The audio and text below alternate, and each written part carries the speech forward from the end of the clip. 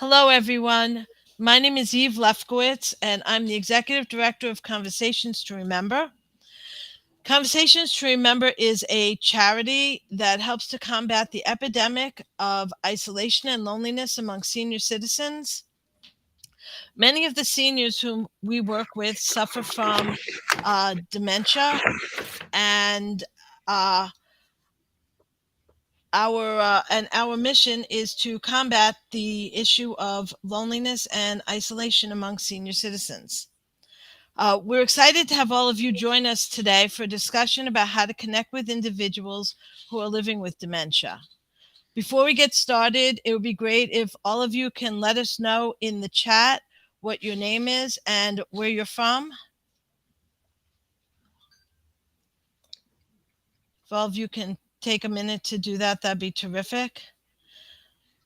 We have three amazing people on our panel today. We have Christopher Doran from New Jersey, Torie Pendleton from Virginia, and Dr. Krystal Culler from Ohio. Between the three of them, they encompass decades of experience with a wealth of knowledge about how to connect with someone who lives with dementia. I'm going to let each of them tell you a little bit more about themselves. I'm going to start with Christopher. Can you tell us a little bit about your background and your experience? Yeah, sure. So my name's Chris from New Jersey. I started out in therapeutic recreation, overseeing therapeutic programming for both assisted living and memory care neighborhoods. From there, started designing and implementing new changes to memory care programs and also memory care trainings. And eventually it reached two different companies. Went back to school to become a nurse, started overseeing nursing departments, becoming a director of nursing and starting up assisted livings, and currently work in consulting, working with different assisted livings and also with companies that are not assisted livings, teaching them about assisted living and how to better work with assisted livings. It's something I love doing. And I'm currently towards the end of my master's degree in nurse education because training is a passion of mine.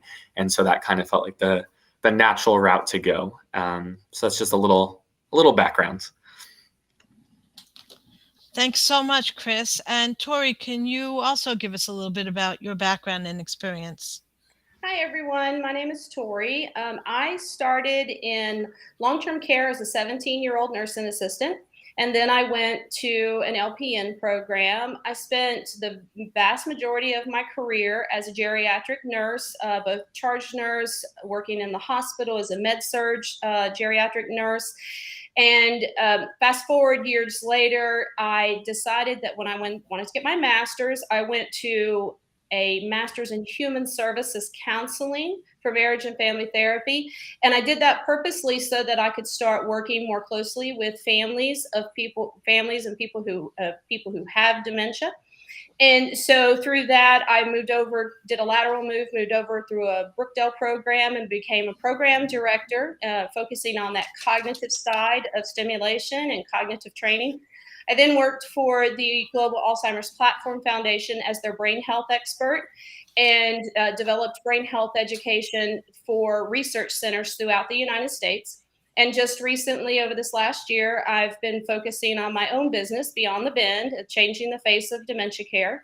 And I do cognitive stimulation therapy with individuals with dementia. I also provide caregiver support, counseling, and coaching. And I also am an Alzheimer's disease and dementia care trainer. So I'm happy to be here with you. Thanks so much. And Krystal, can you give us a little background about your experience? Sure. I'm excited to be here and on this panel. So thank you, Eve, for gathering us all tonight. My name's Krystal. My background really spans the social sciences from my educational training as a doctor in behavioral health, gerontology, and psychology of aging, as well as sociology. So all the ologies that fall into social sciences have really influenced my career path to date.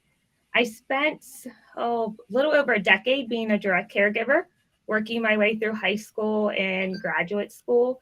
And then I've spent 7 years in executive level positions with health nonprofit organizations, helping them understand brain health from marketing outreach to what the staff training does, all the way from independent living up through memory care.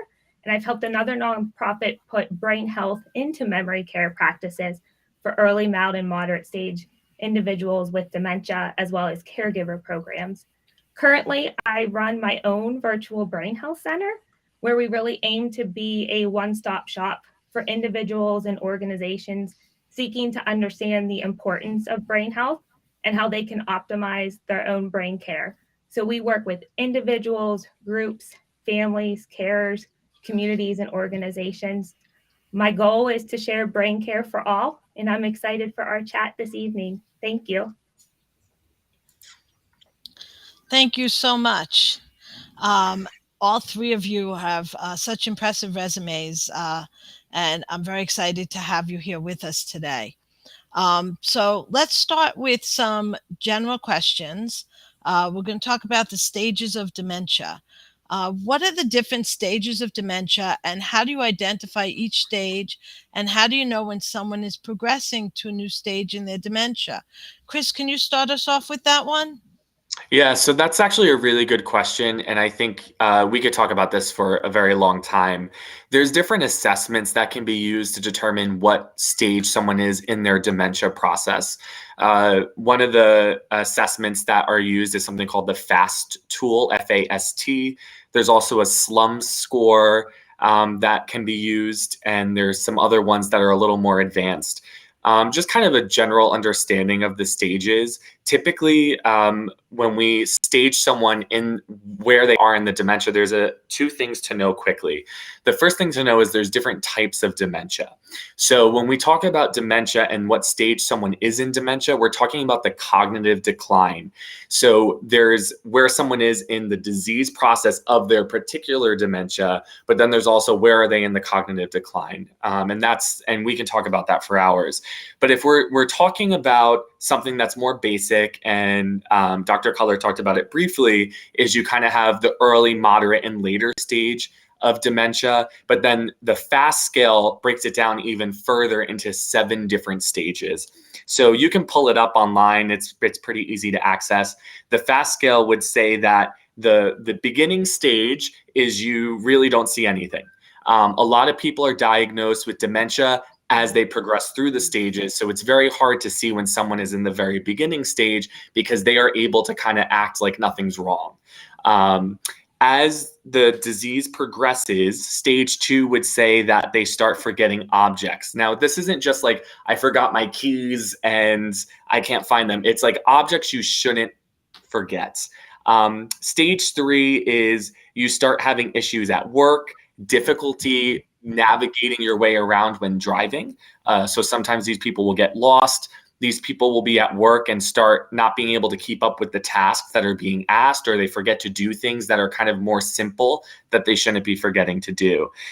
Stage 4 would be a decreased ability to perform complex tasks. So these people start having difficulty paying their bills. They can't plan events that they used to, like my mom loves planning dinners and parties. And if my mom were to be at this stage, she would have difficulty planning these events. Stage 5 is when there's an issue with deciding what clothes to wear. So you start seeing these people want to wear jackets in the middle of summer, or they feel they need to wear a t-shirt in the middle of winter. And there's some brain reasoning for that as well in the parietal lobe. And then stage 6 is when you start seeing that people are starting to decline in their ADLs. So people are not bathing, they're not washing their hands, they think they're fine, but they haven't showered for weeks. And that's part of the disease process. We see that. We also start to see incontinence. So they start having accidents, both of bowel and urinary. And then stage 7 is towards the end. And stage 7 is when they are not speaking much. These people are going to start communicating through physical language. So they may start tapping things, or they may start humming, but their sentences aren't making sense. They lose the ability to express their emotions through words, so they may exhibit more inward behaviors, and we'll talk about that in a little bit. But that's kind of like a quick rundown. If you want to pull up the FAST score, you can and look at it. But the best thing to do if you want to find out where your loved one is to see a neurologist or a geriatrician or a neuropsychologist who can properly stage where someone is and figure out what type of dementia they have, because that's also very important. Terrific. Thank you so much. That was definitely very informative and helpful. So I'm going to throw it over to you now, Torie. How do you keep someone calm or calm them down when they're agitated or deal with the behavioral issues when they're confused or scared? And if you could tell us, like, kind of an in general answer, but also when the senior doesn't recognize their surroundings and the people around them, how can you calm them down if they don't even really understand who they are, where they are, or who you are? Well, I think, Eve, on the first thing, we have to talk about, and we're going to go through this all through the night, all through this evening. Every one of us are going to say kind of the same thing.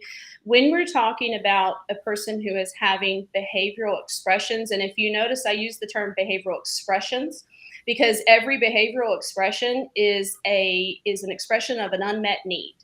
And so if we can look at it that way, other than the fact that this person with dementia is not giving you a hard time, they're not showing behaviors as in negative experiences that are just against the person who's caring for them. But if we start to think about the fact that it's behavioral expressions, whenever they're doing something, they are actually trying to express some type of emotion that their dementia has taken away from them. They don't have the ability to appropriately say to you, I need to go to the toilet.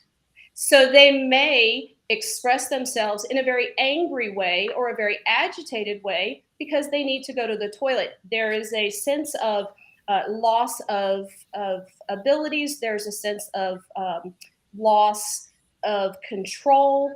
There's all these different avenues that cause these types of behavioral expressions. So when we're talking about trying to calm someone down, the very first thing is that our approach absolutely dictates quite often how that person with dementia is going to behave. So if we go to them from the very beginning, with a calm approach, with a very soothing approach, we need to allow them to be validated. If someone is angry, if a person with dementia is very angry, then that is our opportunity to walk up to them and say to them, I understand that you're very angry. One misconception is that we often believe that if we walk up to that individual and say that, they won't understand us. But if we can identify that emotion for them, then maybe we can become their ally. So, and then when you're talking about, and that's just one very simple thing that, and as I said, as we go through the evening, we'll talk about a little bit more. And one of the things that really does happen, it's very difficult, is when a person can't recognize where they are, or they don't recognize the people around them. You don't quite see that as often at home.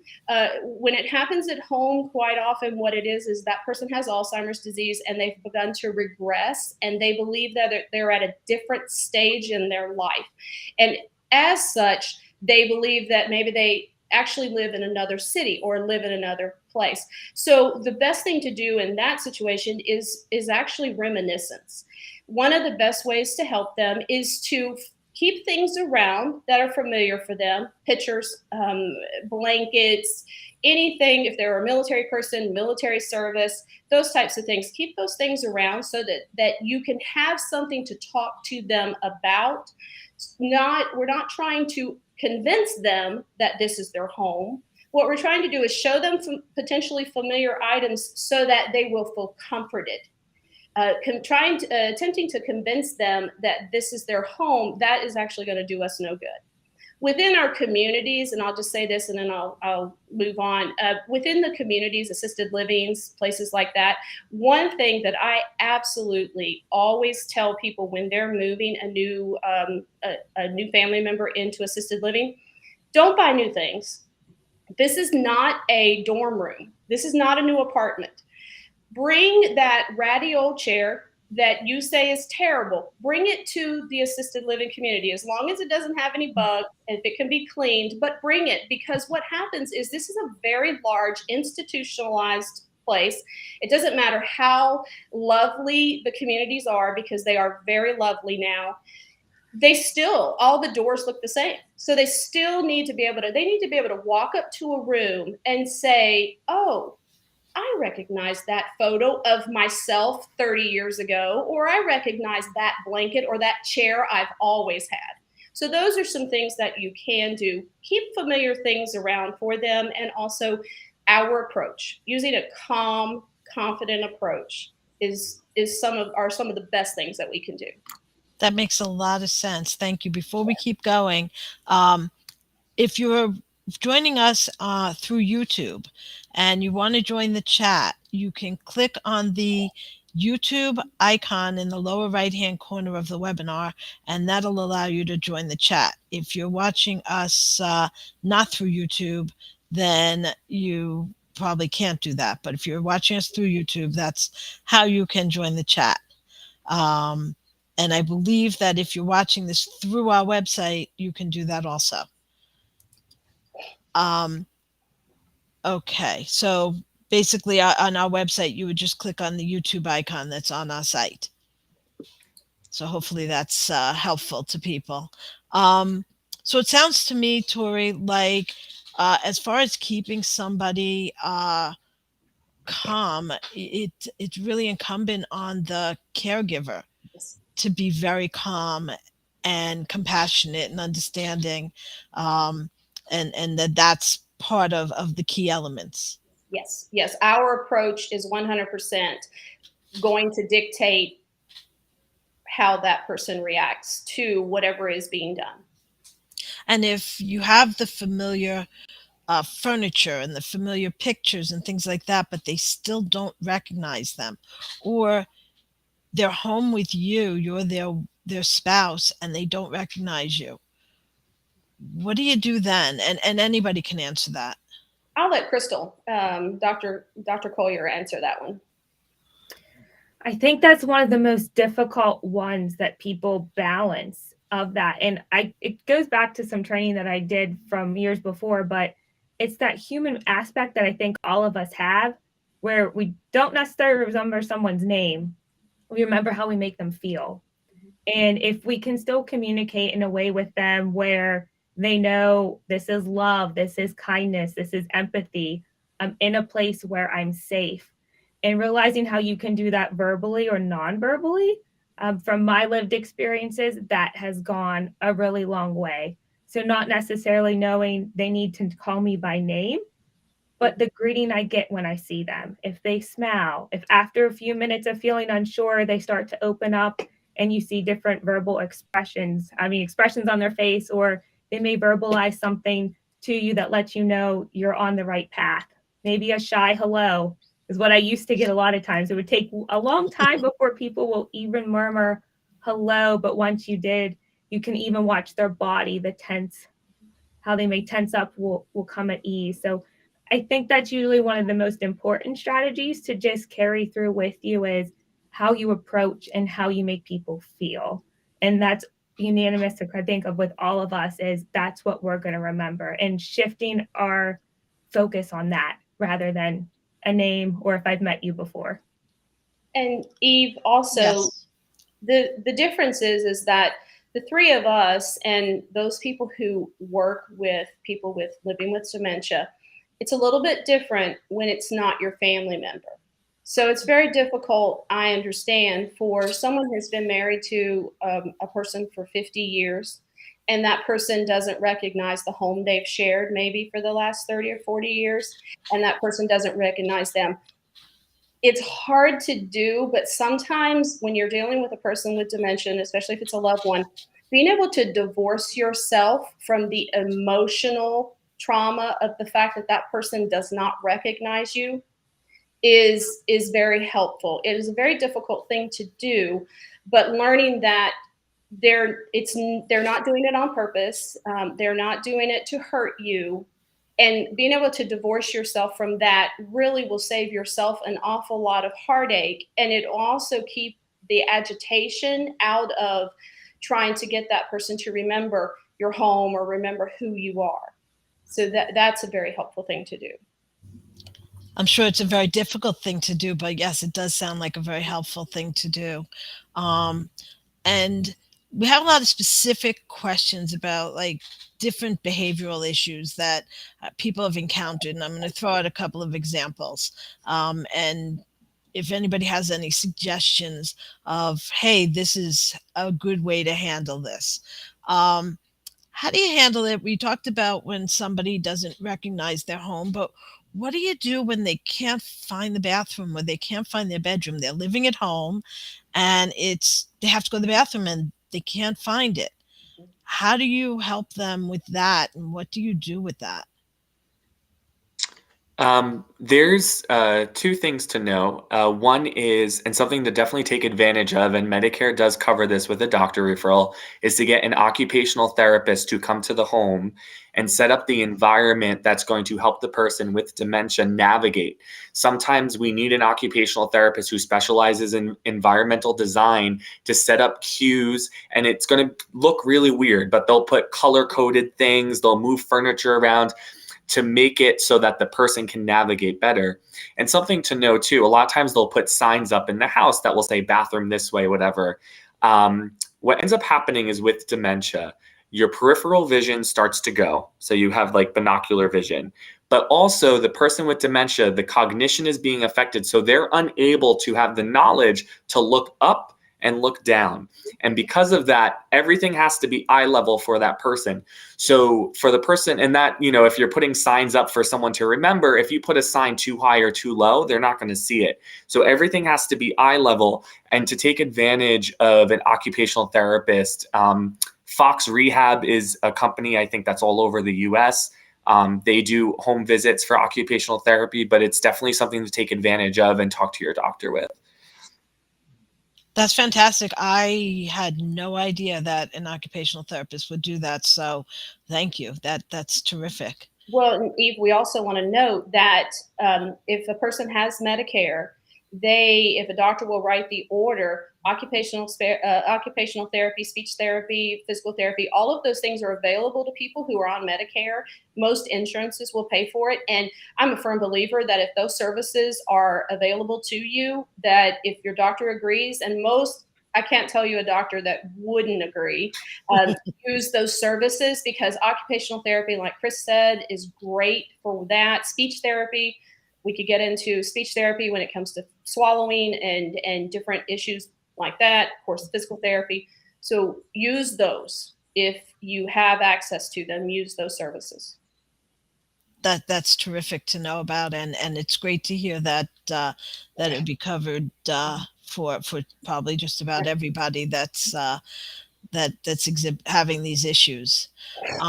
So that you mentioned swallowing. So there are some people who have dementia who don't want to eat. They'll refuse to eat, and not necessarily because they can't swallow. Sometimes it's more behavioral than physical. What do you do about that? Absolutely. The first thing you do is you call speech therapy in to do a swallowing eval. That is the number one thing. You if you're at home with this individual, you go to the physician and you say they will not eat. I really want to make sure that there's not anything wrong with their ability to swallow. And then you can actually get a consult for a dietitian, because there could be a need for finger foods. It could be because they don't want to sit down. They want to wander around, and sitting down takes too much energy, right? The other thing that it could be that they need a modified type of consistency. Maybe you have this person at home and they've always been a steak and potatoes kind of guy. Well, maybe they can't chew. They can't swallow. The other thing is if you can still get them to go to the dentist, you want to have a dental eval done quite often, especially for the women. They quite often they tend to lose a lot of weight, and then if they have dentures don't fit anymore. So speech eval, a dietitian, and then a dental eval, and then you can sit down and start to work on, okay, all of these people, they don't have a swallowing issue. This is what speech therapy said we can do. This is what the dietitian said was best. And then you start to work on a meal plan for something that they might like. We get too stuck on the traditions of what the family normally has eaten. you have to start to think out of the box once you've had all those people do their assessments, thinking outside of the box, finger foods, soft things that they can eat, change up the environment in a different environment. Maybe they don't feel comfortable sitting where you normally sit. It's uncomfortable. So you have to change it up a little bit. That's great information. Chris, you look like you had something you wanted to add. Yeah, I think just a quick thing too is like the sense of taste is changing. So people with dementia, that's why when someone has dementia, they're like, all this food tastes awful. That's like the number one complaint in senior living is the food is awful and the staff love the food. And it's like, what's going on? It's because the sense of taste is just gone. And so that's why you start seeing the elderly start adding all this salt and you're like, Mom, Dad, calm down on the salt. Like that's too much salt. So when you have a dietitian come in, they can address these issues. But the sense of taste is going. So you're going to start seeing them craving sweets more because the sweet taste is kind of the last thing to go. So ice cream and chocolate and cookies and things, they always want the sweets because that's the last taste they can taste. So it's really important to address those needs, and the dietitian can definitely help with that as well. Wow, that is really good to know. I never knew any of those things. And in the population of people who have dementia, many of them have hearing issues and wear hearing aids. And something that apparently a lot of them struggle with is the willingness to put in their hearing aids. And something that happens is when they can't hear, they get more agitated and more angry, upset. How do you get the person to put in their hearing aids without having a tremendous fight every time? This is so common. Any suggestions? It is so common. That's so common. That's why we're asking. That's why we're all laughing. Yes. It honestly can range the gamut of you don't. I mean, let's just be perfectly honest. Is it worth the fight? Or for me, this is one of those you have to keep trying. Dr. Culler, you might want to answer this one. For me, it's as a nurse and then always working with dementia. For me, it's just I try, and if they won't do it for me, I will send someone else, and eventually maybe the maintenance man will be able to get them to put their hearing aids on. I don't know. So, Dr. Culler, do you want to? No, I was nodding my head thinking of it's a balance of who's it for in the moment. So sometimes if it might not go in the morning, right after you shower, can you put it somewhere else? So maybe if they want to watch TV or a movie where they're more inclined, it's at their access there. So sometimes whether it's changing someone's approach with it, who that person of the face is, as well as where they might be putting in their hearing aids, or at other times maybe trying a different device that can help supplement. It won't be perfect, but there's other things that could still help them hear a little better. And so sometimes going for that yearly audiology visit or getting them back in, making sure everything's at least functioning and fitting right is the first step, but then seeing what are maybe some other tools that are available to you that can still be a support. Headphones, the noise canceling, the headphones that you can Wi-Fi connect to your TV so that they can, they're not listening to everything so loudly, but they have headphones on. They might wear those if they think that they can hear better. Definitely have the audiology appointment. And it's a common problem. And I just, again, so often we pick our battles.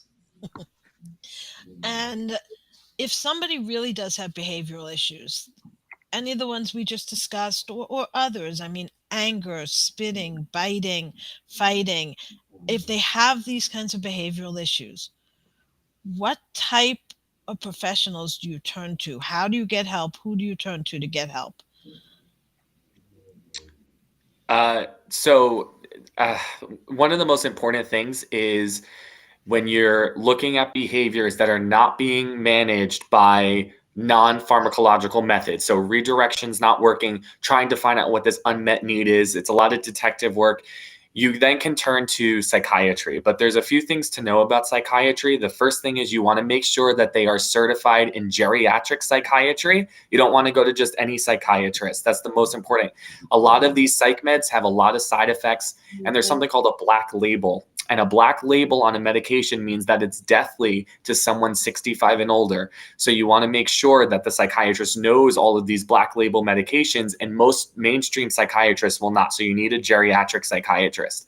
The other thing to know about when you're getting someone on psych meds is psych meds are not going to cure everything, and we don't want to sedate people because psych meds actually increase falls. And they can also affect digestion. It comes with a range of side effects, especially for the elderly.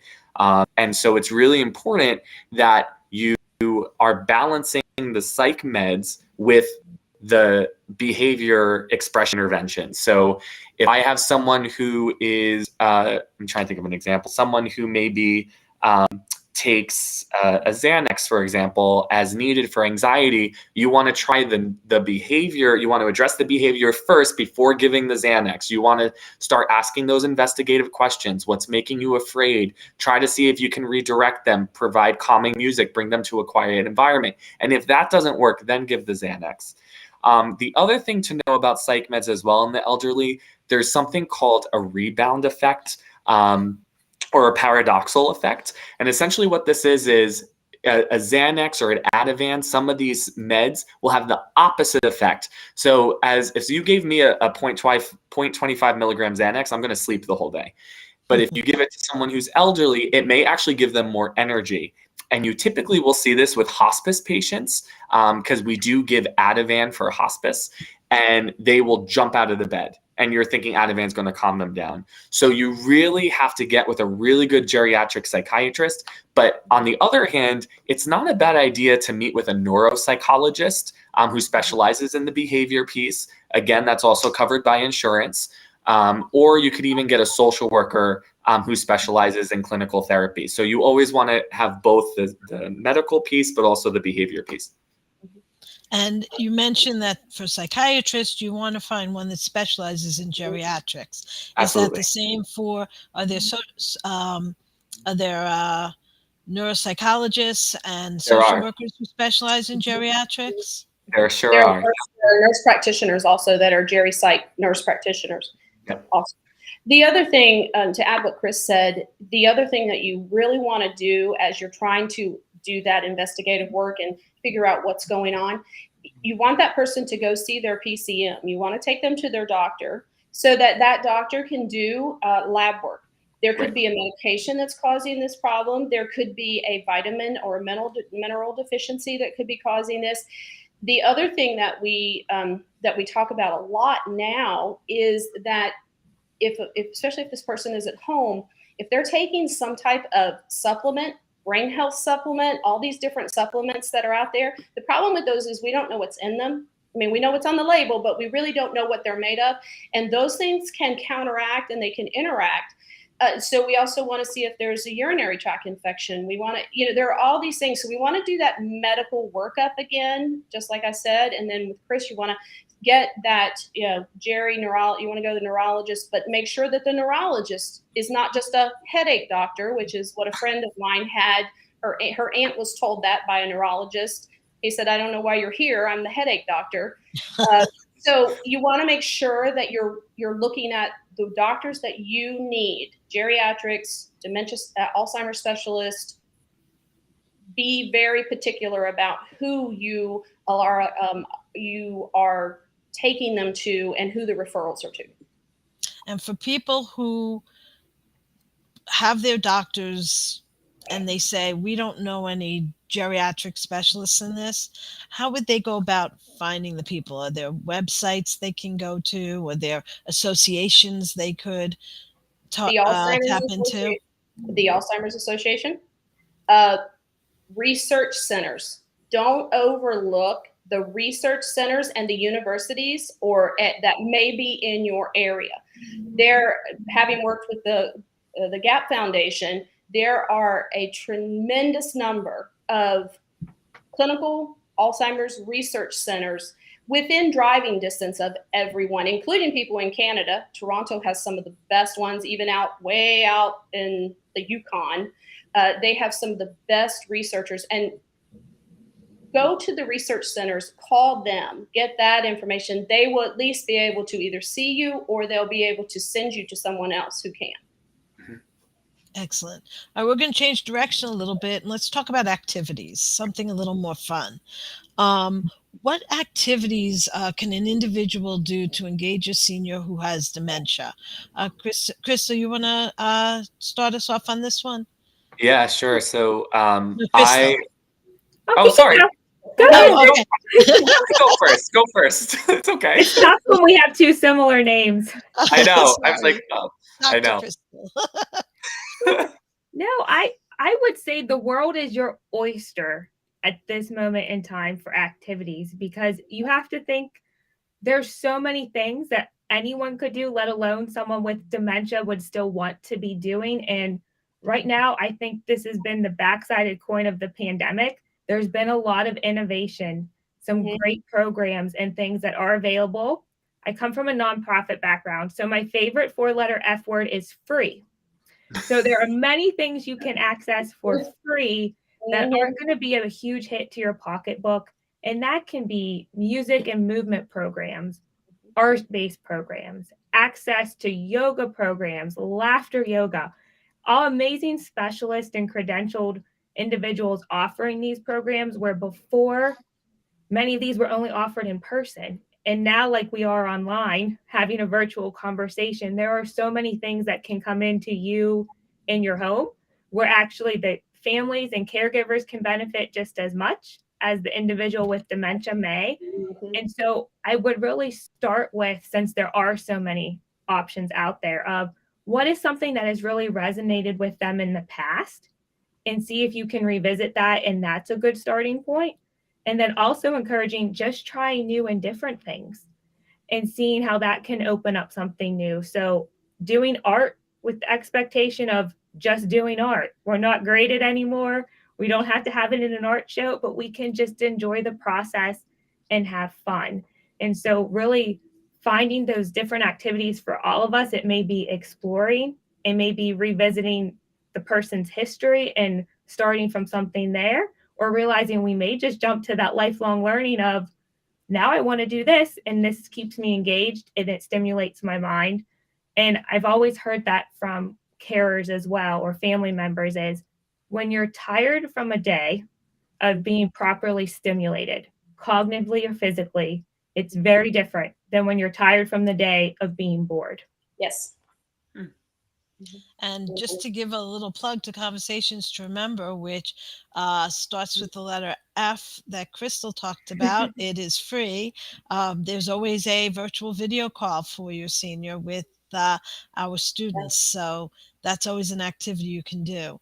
And Chris, I know you wanted to add something. I'm so glad you took that question because it was answered so well. That's fine. You don't have to add something. I think one of the other things too is there's always, I shouldn't say always, but typically there's typically groups in the area that will have get-togethers for people with dementia. There are adult daycares, but those can get pricey. But on the other hand, sometimes churches will organize events for people that are older that want to do some type of program together. Senior centers, you should definitely call your local senior center and see what's available. But I think with someone who has dementia, something that kind of always transcends is music. So anything that's musical may get some more communication out of your loved one. Some things that people like to do is maybe they'll show, like now we have YouTube, so you can show a video clip of their favorite singer singing and then talk about it. Did you like that song? Can you tell me about that song? Did you ever dance to that song? And do, again, this reminiscing process. And you can usually get someone to talk a lot after they've listened to music. Music is one of the last things to go when it comes to comprehension and emotion. As Dr. Culler said, I'm trying to say Dr. Culler so I don't get you guys confused. As Dr. Culler said, there is so much out there now. One of my favorite things to do is to go online and look up would you ever or would you rather questions. Now you can get really nice, clean would you rather questions, and then you can get some ones that aren't so much. So it just depends on your person with dementia and what they like. But those are some of the best things because the conversations are so silly. It's would you rather have the an elephant's trunk or a giraffe's neck, and why? And the rule is you can't answer. You can't say neither or I don't know. You have to answer, and they start so many conversations.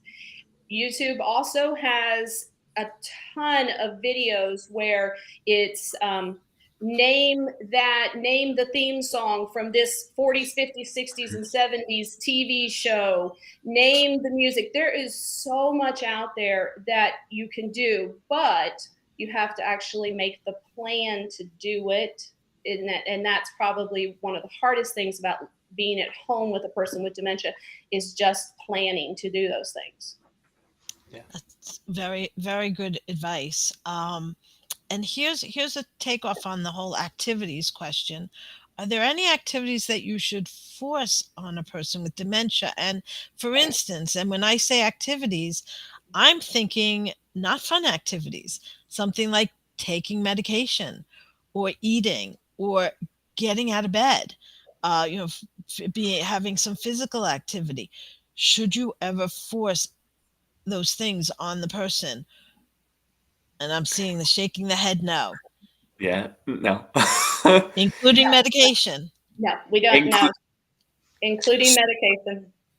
So one of the hardest things that family members have is the refusing of medication. I feel like that's the hardest because we view medication as life-saving.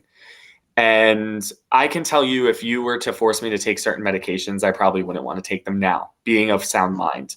Mm-hmm. And so I think something that's really important to know is as someone is aging, it doesn't mean that their personhood is gone. It doesn't mean that their dignity is gone and their value is gone. And so we still need to treat the person who has memory impairment as someone who is fully functioning emotionally. They are a whole being and they have the right to say yes or no. And in the end, and this is why it's really important, and we always advocate while someone is still of sound mind to talk about end of life wishes. Yes. What do you want at the end of life? Do you want us to, do we want it? And I work in a hospital. And so we see this all the time where people don't have end of life wishes and we're doing extraordinary measures. And that's because people were afraid to have the conversation, and people don't realize life-sustaining measures is not a simple clear and the person comes back to life. We're in the room for 25 to 30 minutes, injecting them with all sorts of drugs, breaking rib cages and breaking bones. It's not a pleasant experience.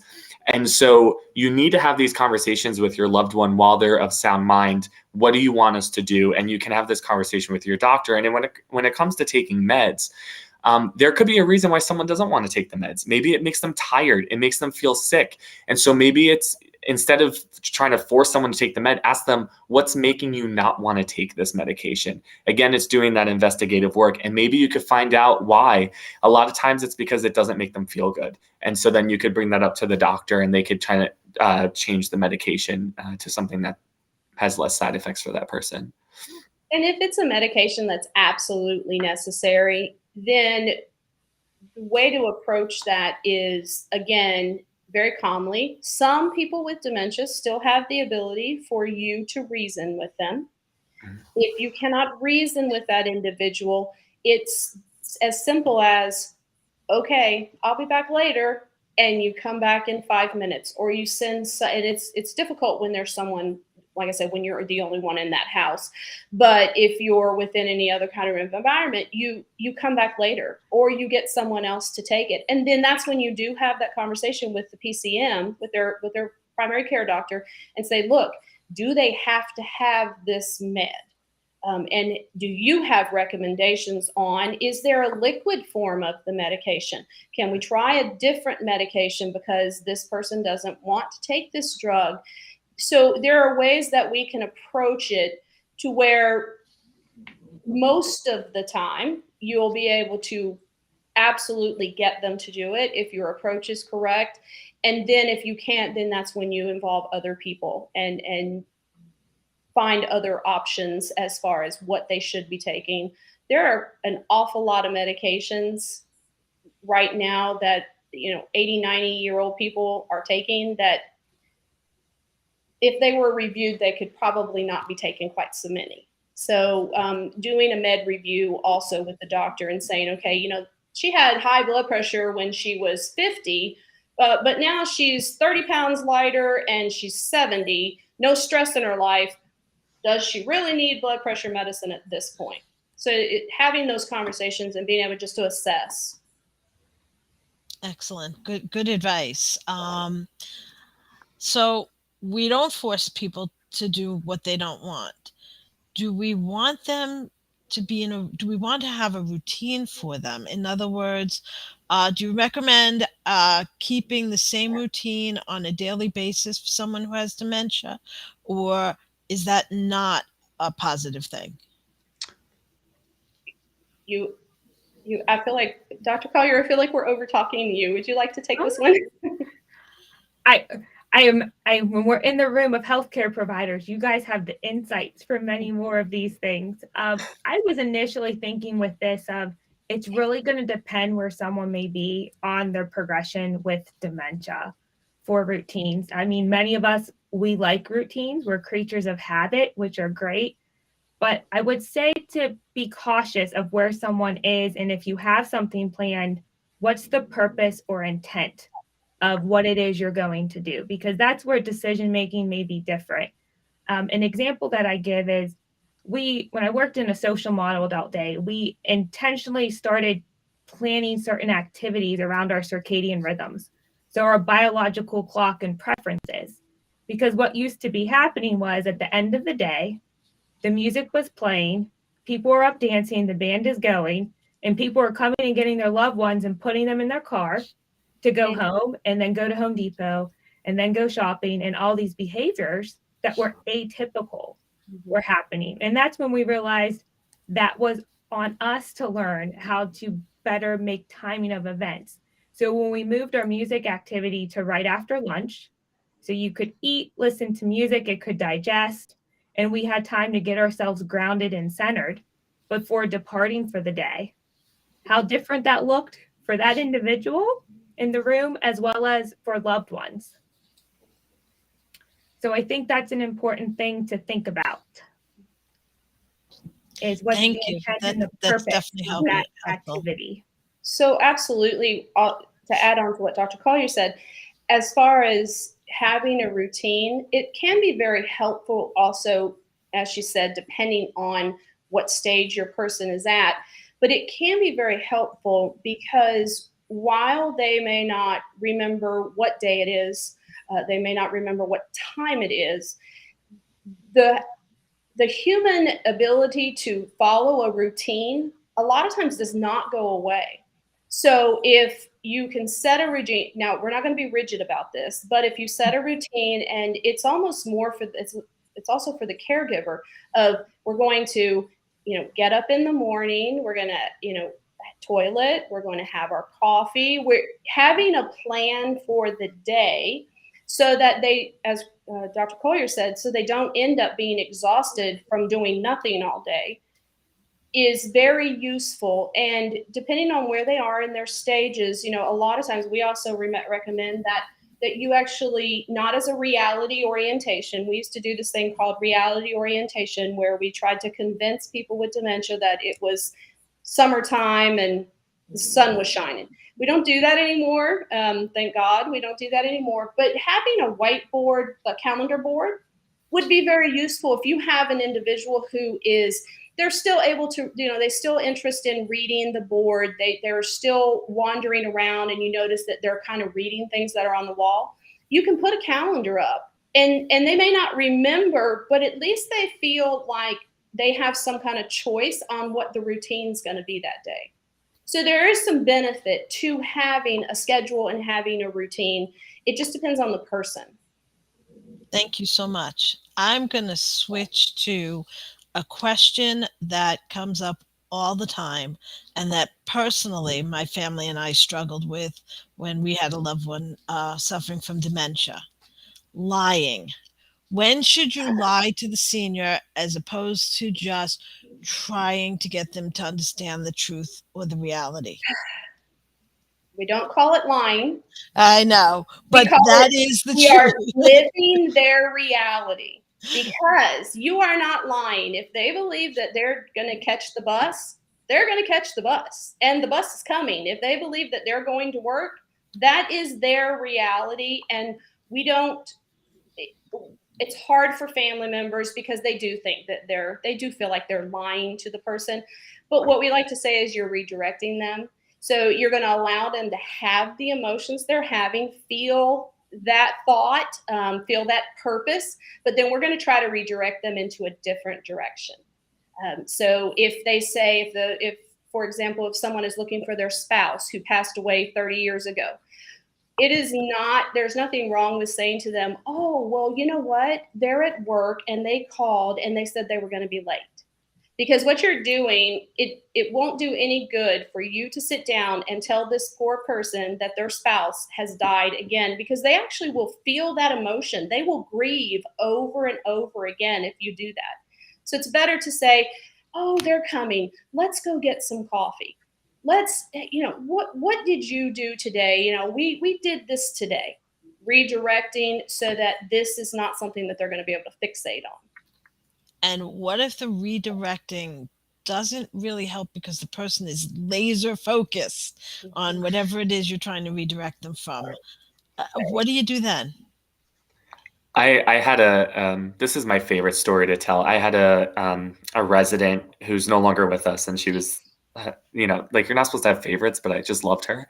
But she one day was just fixated on her father coming to get her. Now she's 87, so her father is no longer here, and she could not be redirected. So the investigative work starts coming out. And so I said to her, I'm going to use a fake name. I said, Anne, can you tell me what's making you look for your father? Mm-hmm. And she was saying, well, he's running late and I'm really scared.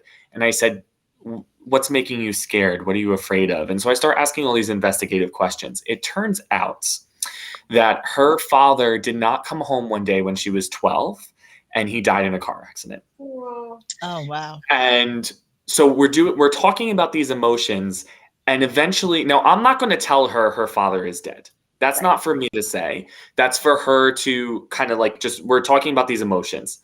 Mm-hmm. She starts processing this, and then she looks at me and she goes, oh my gosh, I just remembered he's not with us anymore. Right. It took her 3 minutes to make that link that, oh, dad's not, her dad's not coming.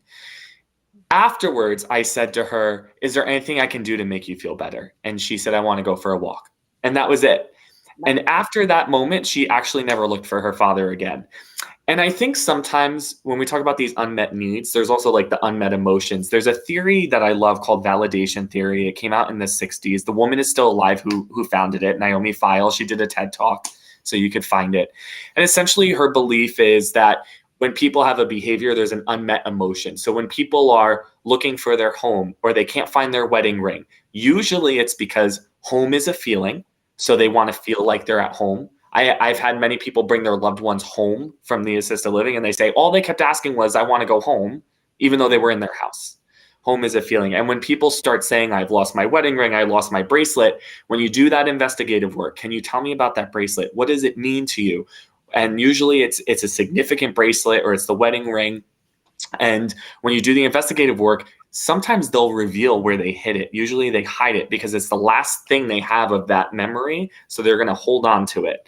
And so when you do that investigative work and you actually validate the emotion they're feeling, sometimes these behaviors will stop because you're meeting that unmet need and meeting their emotions. Thank you. As a little follow-up, I know caregivers, when they're trying to redirect the senior or joining them in their reality, may find that the senior is getting angry at them. And how do they, the caregiver, handle that? So that's a moment where they should back off. Basically, we often get very task oriented, and we as caregivers get very focused on what is supposed to happen. And so when that happens, what's going on is that caregiver is very focused on the fact that that person needs to calm down. That person needs to change. Well, right now in their moment, that is very real to them, whatever it is they're focused on. And like Chris said, with Naomi Fail, she's so great. Her line is, I created validation therapy as a way to communicate with very old people. And if you watch her, the way that she does her training and the way these videos are, like I said, go on the TED Talk, she actually validates, and sometimes she mirrors that emotion that that person's feeling. So being able to validate as a caregiver, I understand that you're upset. I'm just going to come over here and I'm going to sit down for a few minutes and I'm going to let you feel the emotion that you're feeling. And by allowing them to do that, you give them the moments and the time to go through that emotion and sometimes to calm themselves down. And then, as Chris said, moving through that as you back off, eventually you'll know when you can re-engage with that person. And then when you re-engage, you'll be able to start doing that investigative work and asking those questions. As Chris noted, asking them, what does home mean to you? One of the things that we tell people about spirituality is if a person has a particular faith that or religion or spirituality that they follow. For example, if you have you have a Jewish resident or Jewish loved one, and they keep saying, "I want to go home, I want to go home," and if the rabbi comes in or if anyone sits down and talks to them, you say to them, "What does home mean? Where is home?" Because quite often it's just the feeling of being somewhere safe. And sometimes they don't feel safe. So I think backing off, backing away, letting it go for a few minutes, and then regrouping yourself to a point where you can have a conversation with that person again. It may take a while for them to calm down or change what it is that they're looking for or thinking about. But your approach can be positive in the way that you validate them and allow them to go through that by keeping them safe. Thank you. So here's a slightly different question. We've talked a bunch about seniors who live either in a long-term care community or a home with a loved one. What if you have seniors who are living on their own, and both of the seniors, or either a senior living alone, so then an individual, or two seniors living together, and both of them are beginning the trek down the road of dementia, whether they're both in early stages or one is in early stages and one in later stage? What do you do? How do you help them when you're not living with them? And at what point do you say this is just no longer safe? Anybody? I know it's a hard one. Well, there's a few things that you can do. Again, we're talking about the PCM, your primary care physician. The first thing you can do is, if they have not already had a cognitive assessment, that's number one. So there are a lot of safety things that you can do. So you're going to do the cognitive assessment with their PCM. And if they balk at that, you can say to them, if you're the daughter or the son, you can say, "You know what? I found this person. I'm going to do this memory assessment. Will you do it with me?" And quite often they'll do it with you as a game to see whose memory is worse and who's better. That gives you an idea of what's safe, because there are people who have mild cognitive impairment who are able to live at home. You also have those resources of having physical therapy come in, having occupational therapy, having the different therapies come in. Rec therapy is also something that is a little bit more common now. And actually, if physicians will do a memory assessment with a care plan, then brain health, different types of activities can be added in to programming. the family, if there's more than one family member, the family needs to really have a conversation. There needs to be a family meeting, and you need to decide what's safe and what's not safe. So those are some of the beginning things. It's a really hard question to answer because you'd have to know what stage is the person in, what are their resources, how close does the family live to each other? Is there someone who can go in and check in? One family member can check in the morning, and then maybe they can somebody else can check in the afternoon. One of the other things that you can do is, you would have to get into some privacy things here, but since it's family, we do have what they call nanny cams. You have cameras that can be attached, they can be turned on. The family members can monitor from home, from their phones, from their computers. They can monitor their family members. It depends on how important it is to maintain their independence in their home. So really, it's an individual case-by-case basis on what is the right next step for the family members and how can we make this home safe for them. If one of the other of them is driving, you definitely have to have that driving conversation of whether or not they can take the vehicle, take the car, take the vehicle, if they can still drive safely. So those are a few things that I can share. Thank you. No, I don't know how helpful that was, but no, I think that was very helpful. I think that unfortunately there are a lot of families in the position where their loved ones are living on their own and not admitting or accepting that they need help. When they're willing to accept they need help, that's great. Then you can get them the help. It's when they're not willing to admit it or accept it. And I know a lot of families struggle with what to do. So I also would encourage people to look at your options when you're not in crisis mode. Right. A lot of times when we get people coming for tours in assisted livings, they're in crisis mode. And that's the worst time to make a decision about where your loved one should go. So I always tell families when I have a chance to tell them, start looking at options now. Start looking at adult daycares, assisted livings, 55 and older communities. You want to see two things. Where can my loved one age in place? And also, where are they going to get quality attention and quality care? And what I would argue is that just because a building is beautiful and fancy and brand new does not mean you're going to get the best care. It does not mean you're going to have the best retention. And in fact, the majority of new buildings have extremely high turnover. And there's a couple, we could talk about this. You mean staff turnover? Turnover, yeah. Staff turnover in brand new buildings is very high, which means, and staff turnover tends to be 2 to 3 years. So which means when you look at this beautiful brand new building, the nurses that are caring for mom or dad, the programming professionals are going to be rotating. And so they're not going to be able to get to know the routine. You really want to go somewhere that has really good staff retention, where people have been there for a very long time.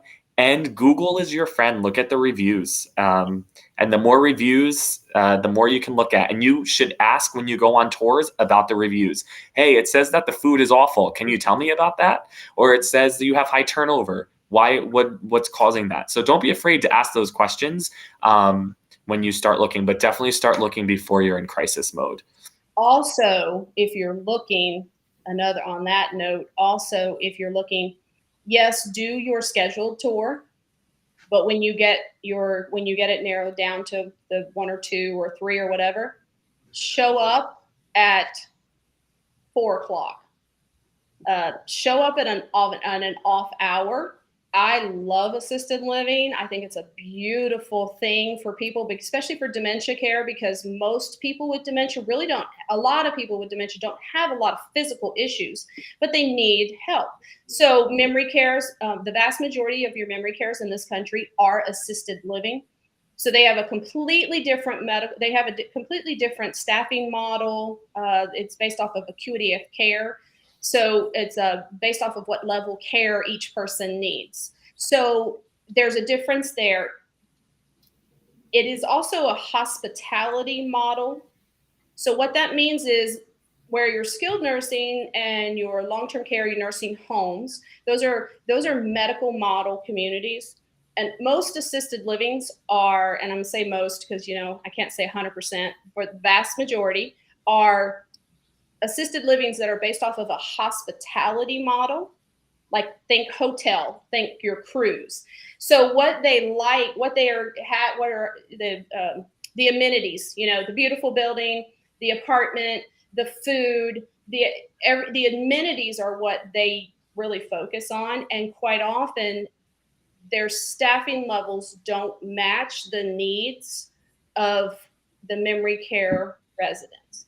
Now, I say that all with the understanding that I've worked in them. I was the director of nursing of a brand new one in New Mexico. I mean, I'm not against assisted livings, but buyer beware, know what you're getting into. You may go into a much more moderately decorated and a much more moderate building, and they may have 100% better staffing and training for their staff than a beautiful new building that looks like a castle that has all the beautiful fireplaces. So just be careful when you're looking for that. You don't automatically have to think when you're in a situation where there's two people. They can move into these places together, which is nice. You often will, you also often get a deal for dual occupancy. You also want to think about not everyone, only 85%, 90% of the seniors over 65, they live at home. They live in the community. So look for community options, right? Look for adult day services. Maybe just look for personal care aides, not really home health aides, but just personal care aides who can come in a couple of times a week, and it's a difficult thing to convince spouses to do that. But you can put it to them as a child and say, Mom, I really want to get you some help. I can't do these things myself, so I have to work. So I'd like to bring so-and-so in. And they may be resistant to it to begin with. But if you find the right person, they will accept having somebody there a couple days a week just to keep an eye on them. There are a lot of options that you have for home health is something else that's actually paid for. Companion aids, those are things that a certain amount of hours can be covered. So there's a lot of options out there for people. They just don't know what they are. Well, I'm going to say thank you so much, Torie, Krystal, and Chris. We have covered some really great topics and gotten a tremendous amount of good information here. I just want to thank all of you for the help that you've provided to all of our viewers. And I want to thank everyone who's joined us today for this discussion. Conversations to Remember will be hosting other webinars and events in the future. So just follow us on social media to learn more about our organization and upcoming events. So thank you all. Thank you, Eve. We appreciate it so much. Good night. All righty. Thank Good night. you.